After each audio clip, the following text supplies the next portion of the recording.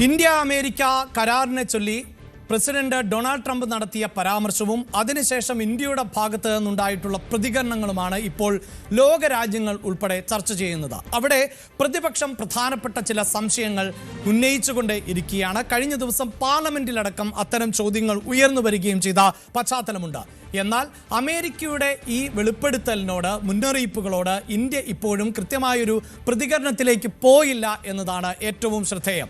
അതുകൊണ്ട് തന്നെ പ്രതിപക്ഷം ഉന്നയിക്കുന്ന സംശയം എന്നത് സാധാരണക്കാരായ ജനങ്ങളുടെ കൂടി സംശയമാണ്. ഇവിടെ നമ്മൾ ഓർക്കേണ്ടത്, ലോകത്തിലെ ഏറ്റവും പുരാതനമായ ജനാധിപത്യ രാജ്യം എന്ന് അവകാശപ്പെടുന്ന അമേരിക്ക, ലോകത്തിലെ ഏറ്റവും വലിയ ജനാധിപത്യ രാജ്യം എന്ന് അവകാശപ്പെടുന്ന ഇന്ത്യ, ഇങ്ങനെ രണ്ട് രാഷ്ട്രങ്ങൾ തമ്മിൽ കരാറിൽ ഏർപ്പെടുമ്പോൾ ആ കരാറിന്റെ ഉള്ളടക്കം എന്താണ്, ആ കരാർ എങ്ങനെയാണ് ഇന്ത്യയെ ബാധിക്കുക, ഇന്ത്യയുടെ ഏതൊക്കെ മേഖലകളെ ബാധിക്കും, അത് ഗുണമോ ദോഷമോ, ഇതെല്ലാം അറിയാൻ സാധാരണക്കാരായ ജനങ്ങൾക്ക് കൂടി അവകാശമുണ്ട് എന്നിരിക്കെ ഈ വിഷയത്തിൽ വ്യക്തത വരുത്തേണ്ടത് കേന്ദ്ര സർക്കാരിന്റെ തന്നെ കൃത്യമായ ഉത്തരവാദിത്തമാണ്. അതുകൊണ്ട് തന്നെ സംശയങ്ങൾ നിരവധിയാണ്. അതായത് ഇപ്പോൾ ഈ കരാറുമായി ബന്ധപ്പെട്ട് നിലനിൽക്കുന്ന സംശയങ്ങൾ എന്തൊക്കെ, ആ സംശയങ്ങൾ ആണ് നമ്മൾ പരിശോധിക്കാൻ പോകുന്നത്.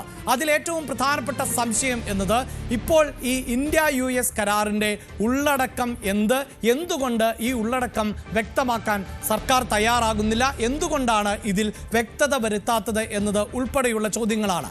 ഏറ്റവും പ്രധാനപ്പെട്ട മറ്റൊരു ചോദ്യം എന്നത്, ഈ കാർഷിക മേഖലയെ ഇതിൽ നിന്ന് ഒഴിവാക്കിയിട്ടുണ്ടോ, അതായത് ഈ ധാരണയിൽ നിന്ന് ഒഴിവാക്കിയിട്ടുണ്ടോ എന്നതാണ് മറ്റൊരു ചോദ്യം. അതോടൊപ്പം തന്നെ ഇന്ത്യൻ താല്പര്യങ്ങൾ സംരക്ഷിക്കപ്പെടുന്ന തരത്തിൽ തന്നെയാണോ ഈ കരാർ, അതിനപ്പുറത്ത് ഇന്ത്യൻ താല്പര്യങ്ങൾ ഏതെങ്കിലും തരത്തിൽ ഹനിക്കപ്പെടുന്നുണ്ടോ?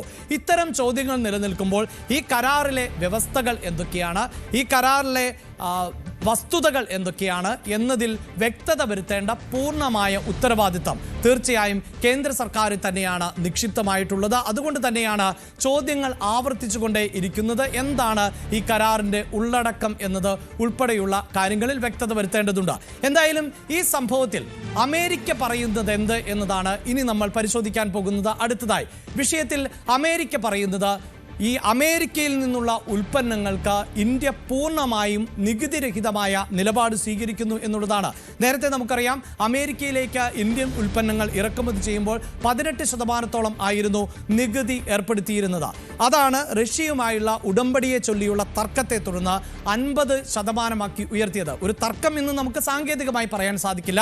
റഷ്യയിൽ നിന്നാണ് ഇന്ത്യ ഏറ്റവും കൂടുതൽ ക്രൂഡ് ഓയിൽ ഇറക്കുമതി ചെയ്യുന്നത്. ഇന്ത്യയിലെ ഇറക്കുമതിയുടെ 17 മുതൽ 20% വരെ റഷ്യയിൽ നിന്നാണ്. റഷ്യയിൽ നിന്ന് കുറഞ്ഞ വിലയിൽ അത് ലഭ്യമാകുന്നു എന്നതുകൊണ്ട് തന്നെ ഇന്ത്യ അത് തുടരുന്നു. പക്ഷേ അമേരിക്കയെ അത് ചൊടിപ്പിച്ചു. അമേരിക്ക പറയുന്നത്, യുക്രൈൻ റഷ്യ യുദ്ധത്തിന് ഇന്ത്യയാണ് ഇന്ധനം നിറയ്ക്കുന്നത് എന്നതായിരുന്നു.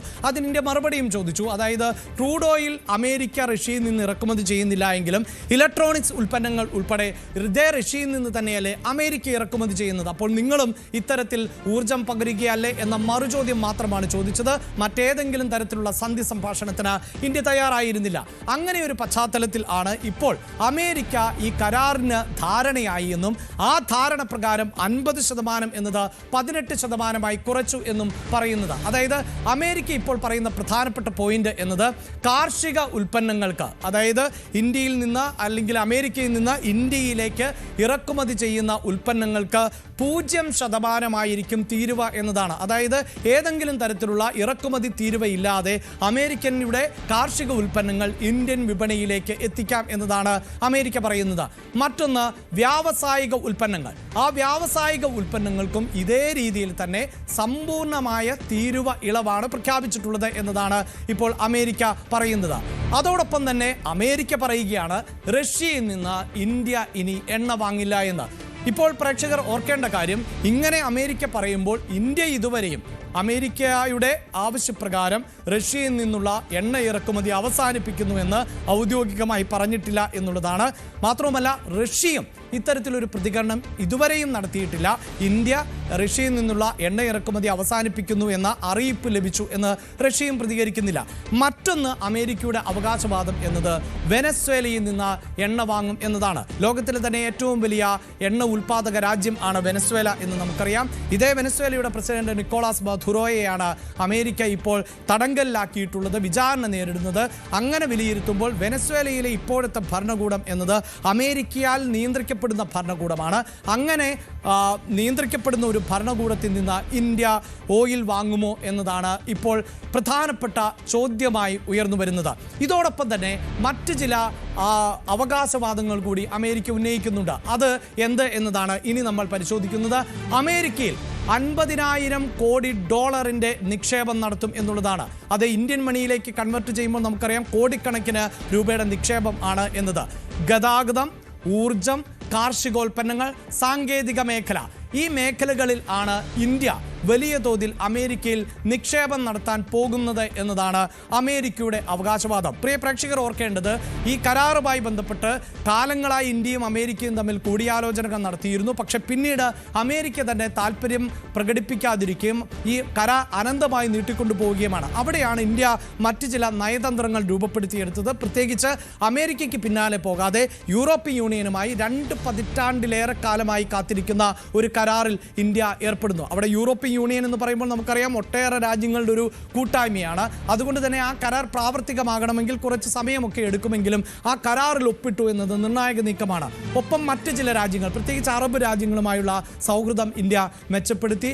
ആഫ്രിക്കൻ രാജ്യങ്ങളുമായി കൂടുതൽ അടുപ്പം പുലർത്തി. അങ്ങനെ അമേരിക്കയ്ക്ക് ബദൽ എന്ന നിലയിലേക്ക് ഇന്ത്യ നീങ്ങിയിരുന്ന ഒരു പശ്ചാത്തലമുണ്ട്. അവിടെയാണ് പൊടുന്നനെ ട്രംപിൻ്റെ ഒരു പ്രഖ്യാപനം ഉണ്ടാകുന്നത്. അതിലാണ് സംശയങ്ങൾ ഉണ്ടാകുന്നത്.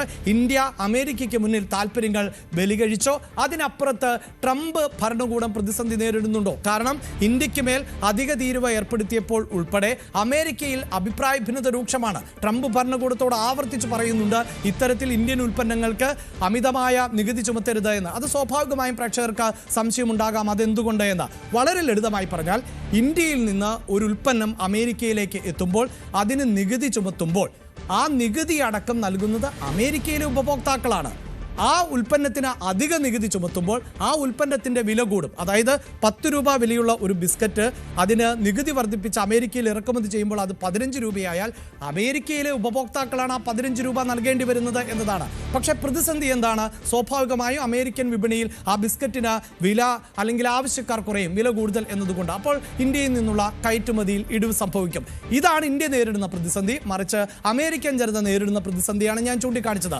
എന്തായാലും ഈ വിഷയത്തിൽ അമേരിക്ക ഉൾപ്പെടെയുള്ള രാജ്യങ്ങളുമായി ബന്ധപ്പെട്ട കരാറിനെ സംബന്ധിച്ച് നിരവധിയായ ചോദ്യങ്ങൾ പ്രതിപക്ഷം ആവർത്തിച്ച് ചോദിക്കുമ്പോൾ കഴിഞ്ഞ ദിവസം ലോക്സഭയിൽ അദ്ദേഹം, അതായത് ഇന്ത്യയുടെ പ്രധാനമന്ത്രി, ഈ വിഷയങ്ങൾക്ക് മറുപടി നൽകാൻ തയ്യാറായില്ല. അതിന് കാരണം മറ്റൊന്നുമല്ല, രാഷ്ട്രപതിയുടെ നയപ്രഖ്യാപന പ്രസംഗം അവസാനിപ്പിക്കുന്നത്, അതിൻ്റെ നന്ദിപ്രമേയ ചർച്ച അവസാനിപ്പിക്കുന്നത് പ്രധാനമന്ത്രിയുടെ മറുപടിയോടുകൂടിയാണ്.